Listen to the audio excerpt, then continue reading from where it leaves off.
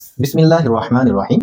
আজকে আমরা 18তম বেসরকারি শিক্ষক নিবন্ধন স্কুল পর্যায়ের 80 নম্বর প্রশ্নটা সলভ করব। 80 নম্বর প্রশ্নে একটা অঙ্ক আসছিল। অঙ্কটা হচ্ছে বার্ষিক শতকরা 12.5% সুদে কত টাকার 4 বছরে সুদ হবে 100 টাকা। এখানে এই অঙ্কের সমস্যা থাকে না, এরকম মানুষ খুবই কম আছে। সুদ আসলে অঙ্ক দেখলেই খুবই ভয় পায়। তো অঙ্কটা আসলে যদি আমরা পড়া শিখি তাহলে কিন্তু আমাদের এরকম সমস্যা থাকবে না। তো আমরা আগে অঙ্কটা পড়া শুরু করি। আমরা জানি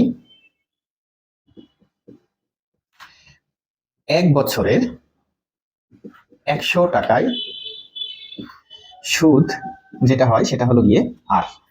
তার মানে এখানে দেখেন তো আমাদের এমন কোনো তথ্য আছে কিনা? হ্যাঁ আছে। বার্ষিক মানে কি? বার্ষিক মানে 1 বছরে। শতকরা তার মানে কি? এটা 100 টাকা। তার মানে আপনি পেয়েছেন যে 1 বছরে 100 টাকার এই যে এটা দেওয়া রয়েছে এত পার্সেন্ট সুদে। তার মানে এখানে আমি আর গন্ধ পাচ্ছি।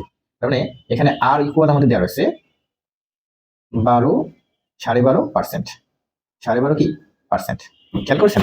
তাহলে আমি অঙ্ক কিন্তু পড়া শিখাচ্ছি এখন। বার্ষিক মানে 1 বছর, শতকরা মানে 100 টাকার। তার মানে এখানে আমরা লিখছি যে 1 বছরে 100 টাকার যে সুদটা হয় সেটা হচ্ছে আমাদের আর। তার মানে এটা কি? আর এর মান দেওয়া রয়েছে। এখন বলেছে কত টাকার। যখনই আপনাকে বলবে যে কত টাকার, তখন আপনি আসল আসল গন্ধ পাবেন, যেটা কি আমাদের কি পি, যেটাকে আমরা কি দ্বারা প্রকাশ করি? পি। এরপরে 4 বছরে, তাহলে এর এর মান এখানে আমরা 4 বছরে যদি দেখি তাহলে এটা আমাদের এর এর মান কত? 4। এরপরে সুদ, এই সুদ মানে কি? ইন্টারেস্ট।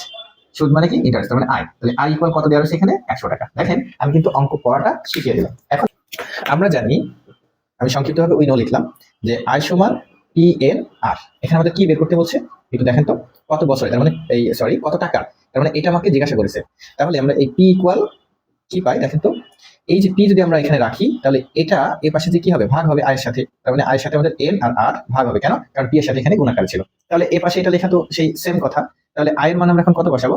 100। এন এর মান কত বসাবো? 4। এখানে আমাদের আর এর মানটাকে আমরা একটু সলভ করে আসি। তাহলে আর সমান আমাদের দেওয়া রয়েছে 12.5%। তাহলে আমরা এটাকে 12 দোকানে 24 আর একে 25, তার মানে 12 সাথে 2 দিয়ে গুণ করলাম, করে একের সাথে যোগ করলাম, তার মানে 25/2%। এখন যদি আমরা একে পার্সেন্টটাকে তুলে দিতে চাই তাহলে কি করতে হবে? 25/2 ইন্টু 1/100। পার্সেন্টের জন্য 1/100 হয়। তাহলে আমরা এখান থেকে লিখতে পারি কি? 4 25 100। তাহলে আমাদের কত হলো? 1/8 অথবা 1/8। ওকে, তাহলে এখানে আমরা একটা ইংরেজি মান লিখেছি, এই 4টাকে আমরা এইভাবে লিখি। ওকে, এখন 1/8 আর এর মান 1/8। তাহলে এখান থেকে এই 8 এবং এই 4 কেটে এখানে কত হয়ে যায়? 2 হয়ে যায়। এখন আমাদের ফাইনালি যেটা থাকে সেটা কত? 100/1/2। এখন এটাকে আমরা যদি 100 লিখলাম এবং এইটা একটা ভগ্নাংশ, এটা একটা কি? ভগ্নাংশ। এটাকে যদি আমরা উল্টায় দিই, এই ভাগটা আছে, তাহলে গুণ হয়ে যাবে। তাহলে আমাদের কত হবে? 2/1। একটা শূন্য মিস হয়েছে, আমরা এখানে একটা শূন্য দিয়ে দেবো। 100, 100 সাথে 2 যদি আমরা গুণ করি তাহলে আমাদের কত হবে? 200। আর এক যদি নিচে নাও দিই তখন সমস্যা থাকে না। তার মানে আমাদের এখানে তাহলে আমাদের মূলধন কত টাকা হলো? মূলধন হলো আমাদের 200 টাকা। ওকে, তাহলে আমরা আরো একবার এখানে অঙ্কটাকে রিভিশন করি।